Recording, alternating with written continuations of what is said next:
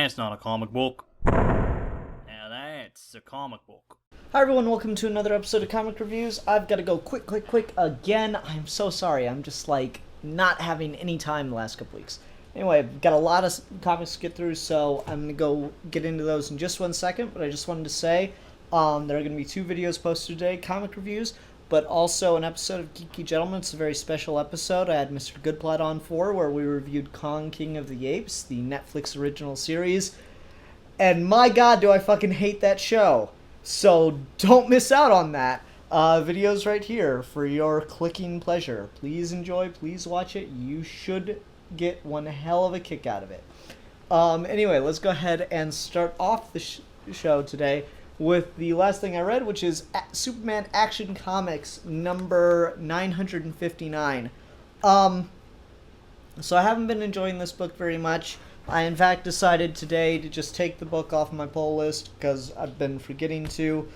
And I'm sticking with that decision. But this is the best issue of this book yet. There's just a whole lot of what the fuck being thrown at you, where you got all the shit going on, and that was a big spirit of that whole 90s, the reign of the Superman thing. And so I certainly enjoyed this issue the most out of this new series that's returning to the old series, but I still just didn't care for it enough to keep on reading. This just isn't my kind of stuff with Superman, and, end of the day, I'm not a big Superman guy. Superman's just not my character in a lot of ways, so maybe this is more of a true Superman than what I was reading with Pac before. I really can't say. I just know it's not for me, and I'm not enjoying it, so that's why I'm not picking it up. Though it did have just a fucking beautiful panel or 2-page spread at one point, if I can find it. Maybe I skipped it. It was right at the beginning, I thought. There we go. It's reminding me of something Yannick Picat. I cannot say his fucking name right now. The guy that did the art for Wonder Woman Earth 1. It reminds me of something he was doing with the lasso to do the panel layouts, with Lois's hair being the way to separate the panels. Really neat, really cool to see. So I quite enjoyed that. Though, it really doesn't, Steve, of course, has all the annoying complaints that, make you hate him for making you realize how stupid and inconsistent something is. And he pointed this out in one of his comic review videos, where he's like, can we just draw Lois Lane with consistent length hair? Because, yeah, I mean, in this, even in this 2-page spread, it's a really good point. So you have a panel down here of Lois Lane with, shoulder length hair, but that does not, it's not what you get the impression of with this long flowing hair in these panels. That's just not the same Lois Lane, right? Right? I don't know. I thought that was pretty funny. So not only can we not draw Lois Lane with consistently long or short hair, with a consistent length of hair between Superman books, we can't draw her with consistent length of hair in the same Superman book. And that's really hilarious to me. Pretty cool moment with Luthor and his power armor to get the mother boxes making his power armor, and there's just a lot of what the shit going on here, and that's fine. Side note, my favorite thing about this issue, maybe more so than the other DC books, just because it's in an issue with Doomsday, is this Snickers ad. So I'll go ahead and read this commercial to you. So we got Batman and Superman and Doomsday. Superman's like, oh no, not again. Batman, I'll handle this. And he holds up a Snickers. Here, have a Snickers. You get really cranky when you're hungry. And then you have Wonder Woman eating the Snickers. Much better. Quick thinking. You should see what it's like when Robin gets hungry. Oh my god. You're not you when you're hungry. Snickers, yada yada. I love that. That is hilarious and really funny. I like that just a tiny bit less than I did the Godzilla Snickers commercial. So, no, I can't eat Snickers, but some damn good marketing on their part. What else is going on in this that I liked? Like, it's not bad. I just don't think it's for me. Some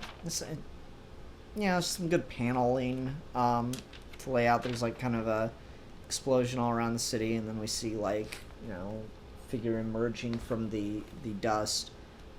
Superman, where are you? Is that you?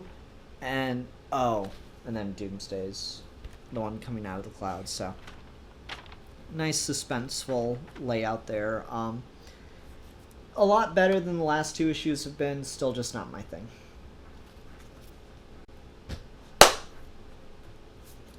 Doctor Who, the Fourth Doctor, number 4. Yay. It's really good. It's a really good issue. Just right away, this is so good. Like, I was kind of iffy on the last couple, or the first couple issues of this. Like, it was just kind of okay, and it had some moments here and there that I liked. There was nothing that was really grabbing me. This one really got me into it. I mean, we really start off right away with just the Doctor being silly. The Romans have just driven out their last king. The Olmecs are busy building the pyramids in Mexico. Some clever chap in China may be about to invent ice cream. And the great and terrible beast emperor of the Third Crimson Collective marries a plant. No, wait. One of those is wrong, isn't it? Probably the ice cream one. How disappointing. I really like that. Just the Doctor being really silly right off the bat, even though they're in a scary situation and all that shit. That's really cool. And of course the Medusa is an alien, but what they do with how it's an alien is really clever. And I actually really like, most of the time when Doctor Who has, the monster is an alien thing, it gets kind of like really, like, you got the werewolf episode of David Tennant era stuff, and it's just really, but this, they actually made it work. They're looking at, Medusa frozen statues kind of thing. Take this poor chap, for example. I suppose Lady Emily threw him in here when he came asking questions she couldn't answer. Now look at him. Still alive, but frozen in a single moment of time. See? It seems like stone, but it's very much not. Locked in this state, he's invulnerable to damage or the effects of time's passing. He could survive like this until the end of the universe, or until someone on the High Council of Time Lords ever cracks a smile, whichever comes sooner. The Medusa uses it to collect and protect its food, but other species also use it as a means of self-defense. Like the Weeping Angels, for example, if you believe they exist. They're supposed to be able to freeze themselves like this whenever they're observed. Interesting, eh? I wonder how that actually works when, and then they get interrupted. That's really neat to get the Fourth Doctor referencing, the future enemies of the Doctor and stuff like that. I really like that. And just it uses the Medusa's power in an interesting way, which correlates to previously, and I use the word loosely given it's Doctor Who, previously established Doctor Who canon. That's really neat. I really like that idea. A lot of fun that they're having with this. Quite enjoyed that. But yeah, just neat little issue. Really building up. Fucking fantastic cliffhanger that comes out of nowhere. I don't know how much I'm going to enjoy the payoff to it, but god damn, that is a good ass cliffhanger. It's Zeus. It's fucking Zeus. And why that would bother me is, you don't need to, just to justify the Medusa, you don't need to throw in justifying all of Greek mythology as aliens. But the thing is, we've already done it with Egyptians. With the Fourth Doctor, so it just works this way. And I really like that about it. Really, really clever spin on that. Great stuff. Really excited.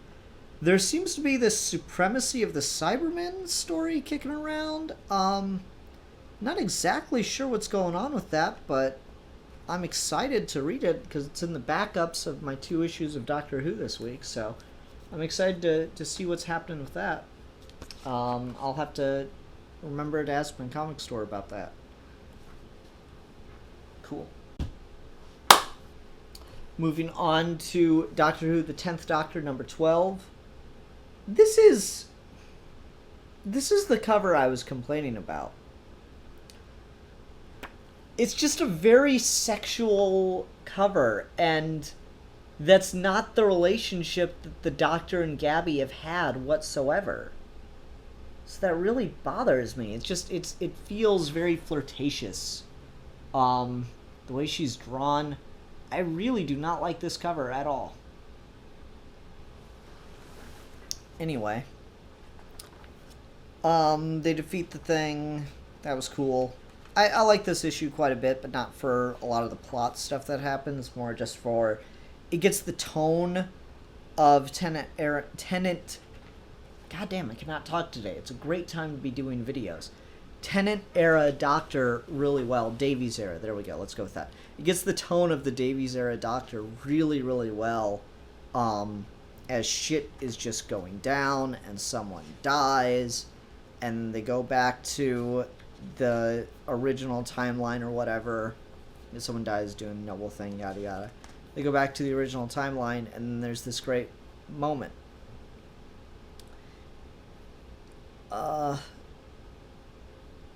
Now I understand why he doesn't ever really explain. Sometimes you just can't find the words. And the setup for that is, where's the Doctor? Where's Rasco? Doctor, I'm here. And Paradisa? No. And sometimes you just can't explain because Cindy was falling in love with Roscoe. That's really cool. That's just a really, sad, somber moment that the 10th Doctor's era did really well. And it was one of my favorite things about that show is actions had consequences. In a time travel show, no less. And there was an actual cost, and there was a raw emotion to a lot of moments, and this has that. Did it really, really well. The monster's plan was kind of clever too, but it's Doctor Who. It's too complicated to explain. The monster was worked in really well and stuff, but just the way it's capturing the tone is the thing I'm liking the most about this issue. This book is, it's a little iffy around some of the Sutekh stuff, but this kind of storytelling shows that they really do understand that Doctor in a way that I don't think a lot of people do. So yeah, I really like it, aside from the kind of cover.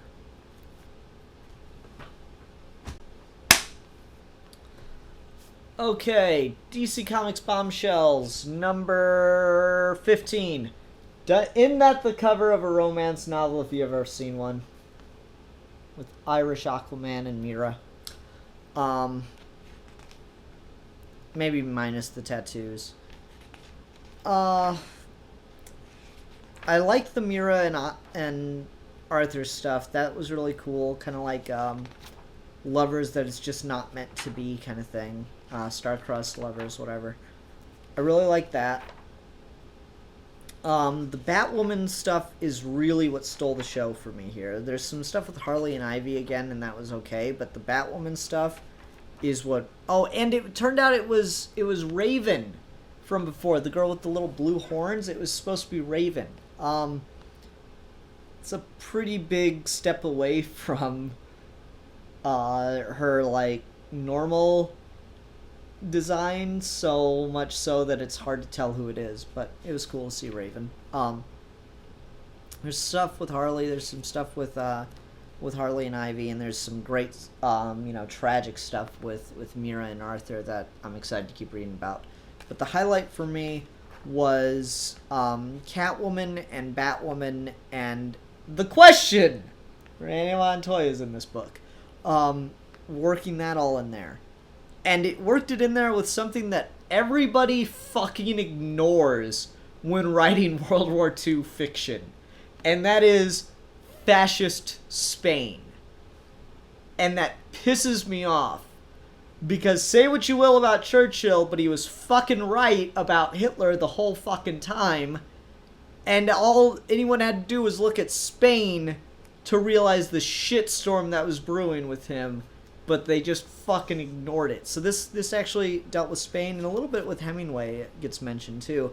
But I really like this little flashback moment we get with Kathy Kane and Renee Montoya as they were young lovers in Spain, right on the cusp of the fascist revolution, and they kind of became rebels themselves.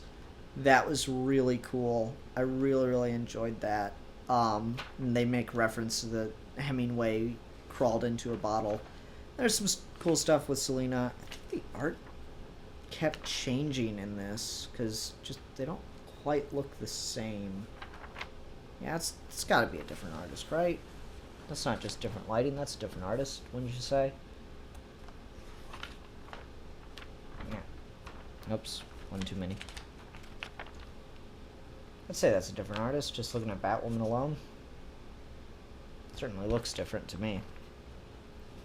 Yeah. That's okay. Shit happens. You gotta get the book out. Rather to have the book than have, like, perfectly consistent art. The art's not bad. It's just different enough that you can tell. But yeah. Really cool stuff. I really, really like just that they didn't even have to go into as much detail, and they didn't go into much. They didn't even have to go into as much detail as they did with Spain. I just like that they did anything besides a passing mention of it. It's like actually part of the character development, and to involve Renee Montoya in that way is really clever too. Yeah, that's a really fun fucking universe to be in. It's simultaneously charming and also really interesting and intricate and well developed. It's that perfect blend where it's not just trying to cash in on nostalgia and good feels. It's actually pushing some limits and making you confront some and think about some things, and I really like that. Really, really cool. Great book. Haven't found an issue that I hated yet, so that's pretty good. Let's move on to The Legend of Wonder Woman, number 8 of 9. Oh, it's almost over, guys, but it's been so cool.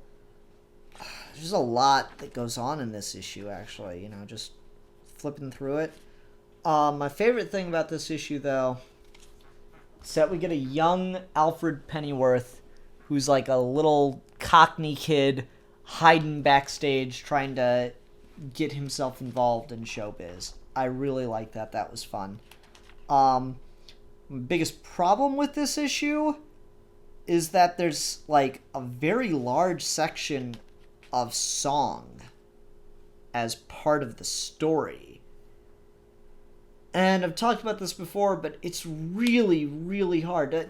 Bombshells had it too, but it wasn't like as big a thing. It was just Arthur singing to Mira as they danced. Really sweet moment, by the way.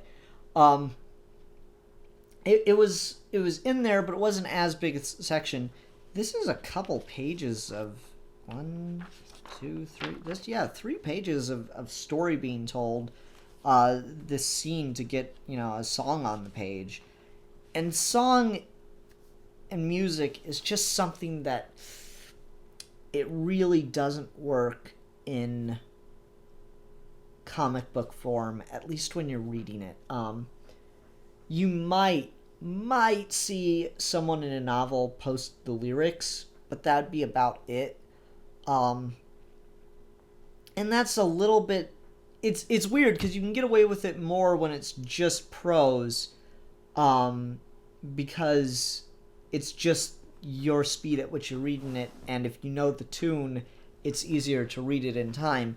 But to read lyrics and process the image, to take the time to look at the panels and read the lyrics, it doesn't work as well. There's too much of a disconnect, it's too hard to keep the timing, and it just doesn't work. Unfortunately. The only time it really works in a comic is when it's a super recognizable tune, and this is not that. So that was my biggest problem with it. What else? Another cool moment, we get the invisible plane like I figured. That was cool. Turns out I was wrong about my predictions for Wonder Woman like being under the control of the Duke of Deception, at least unless they're going to do something crazy in the 9th issue. But no, shit's getting real here, and that's really cool. There's a lot that's really set up. I'm going to buy this in trade just so I can read it all in one sitting, just to have it. Because this should be the next DC direct-to-DVD movie. This is just so intricately well told, and it will fit. It's got a very cinematic feel to it, too. There's a lot of moments throughout this book that I really feel like could be brought alive. It'd be really fun to see this art style animated. I could legit see this becoming something else. This could be your Wonder Woman movie right here. No, but you have every fucking thing possible going wrong right now. That's really cool. The big bad guy that everyone wants to stop from destroying the world wakes up on the last page. So, shit just got very real. Looks a little like the Anti-Monitor, but maybe that's just me. Wait, thoughts? I don't know, maybe that's just me. But yeah, really cool issue. Quite like this. Good series. I'm excited for the last issue, and I'm also dreading it because it's going to mean it's over.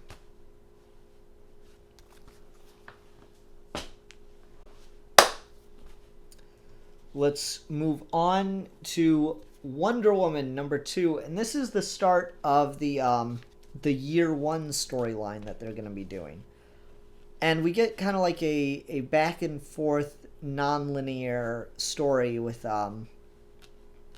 well, not non-linear, back and forth time jumping story between Wonder Woman and Steve Trevor. We'll like see a moment from Steve Trevor's life, then a moment from Wonder Woman's life, then a moment from Steve Trevor's life, yada yada. And they'll go back and forth like that every couple pages. And you see Steve, being close friends with this guy, and spoiler alert, the guy dies in the plane crash on Paradise Island.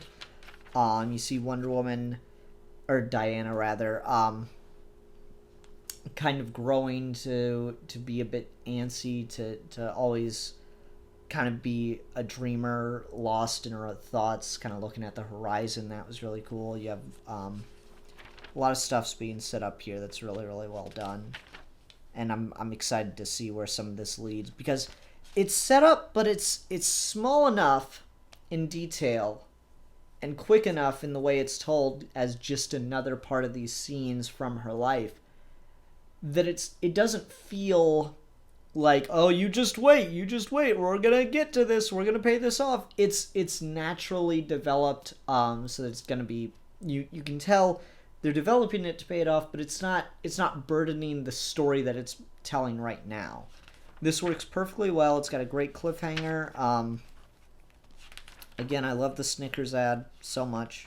Fucking fantastic ad. Someone should just make the Snickers ad from this week's comics into a motion comic or something, because that'd be hilarious. But yeah, there's a lot going on in this book, as just back and forth. And this is the part I'm talking about with setup, the scene with Wonder Woman, the snake, and this statue. It's going to lead to something, obviously, but what remains to be seen, and it doesn't distract from the rest of the story. Oh man, I hate to complain about this, but it did legitimately bother me because it would have been such a good moment otherwise. So you have this scene where Steve and his friend are gonna take off in a plane, and it's like obviously kind of a shady mission. So his friend takes his wedding band off and puts it in his pocket on one side of his chest.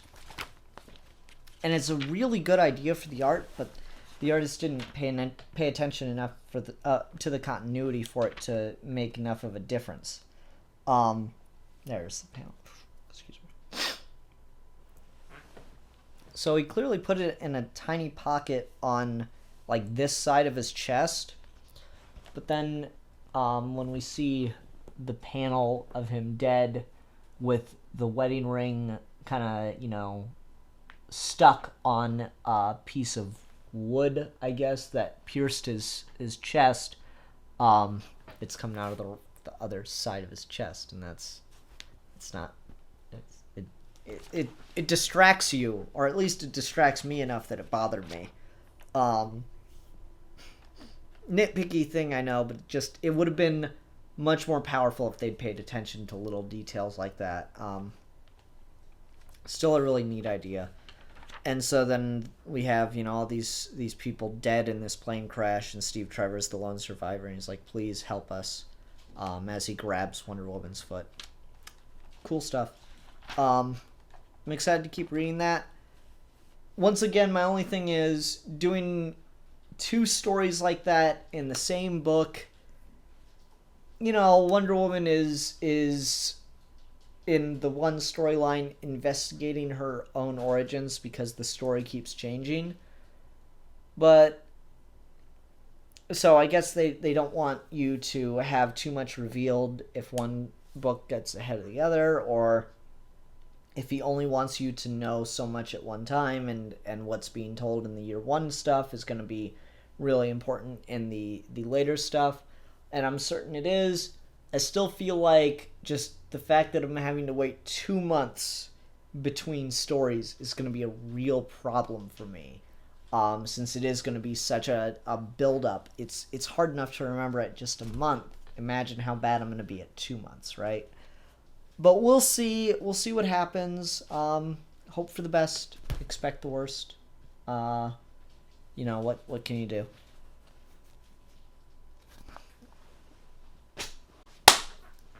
Okay, on to the final book for this week, which is Kong of Skull Island. We were discussing King Kong, or Kong King of the Apes. Apparently we can't just call him King Kong in anything. We're talking about Kong King of the Apes on Geeky Gentleman, and I was like, I don't know if I want to pick up anything Kong. And then Good Plot was like, oh, come on, don't be like that about it. It's just a bad show. I'm sure there'll be good stuff elsewhere. And so I walked in the store today, and I saw this, and I was like, all right, let's give it a shot. And I'm happy to say it's damn good. This is really cool, really interesting, gets you really well set off just from the very beginning. You got, like, 2 guys... You got 2 tribes having this, like, dispute about gods and blah, blah, blah. And just... So you think, okay, so it's probably going to take forever for us to see Kong or whatever, and we're just going to be following the tribal politics of these, people or whatever. And it's like, unleash your Kong! That's fucking awesome way to open up a comic book. Fuck yeah. Because what do we always want to see when we go to a giant monster movie? The motherfucking giant monster. What do we want to see in a giant monster comic book? The motherfucking giant monster. What do we get in this giant monster comic book? 2 motherfucking giant monsters. In the middle of a badass brawl on the 2nd and 3rd page. Yes. Make this into a movie. I haven't even finished the story yet, and I'm ready for this to be the goddamn movie. That's great. So yeah, these tribes, like, I guess they breed and train what they call Kong as giant apes. They breed and train giant apes for brawling as, like, part of a religious ceremony or whatever. And that's really fucking cool. And there's, like, it's hard to tell origin. There's a pyramid here, so it looks like they might be going with more of a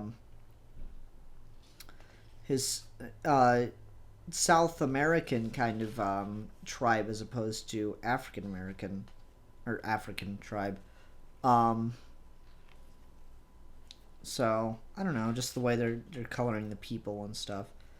There is tribal politics. It has boring ass tribal politics, but it's not boring anymore because you opened it with a fucking Kong wrestling match.